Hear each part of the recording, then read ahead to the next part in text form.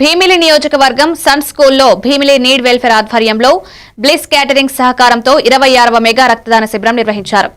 యువత, స్థానికులు విశేషంగా పాల్గొని 200 పైగా దాతలు రక్తాన్ని దానం చేశారు.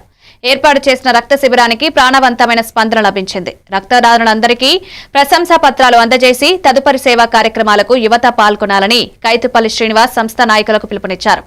ఈ కార్యక్రమంలో టీడీపీ పార్టీ కార్యదర్శి గంటా నూకరాజు, భీమిలి నీడ్ వెల్ఫేర్ సభ్యులు, స్థానిక నేతలు పాల్గొన్నారు.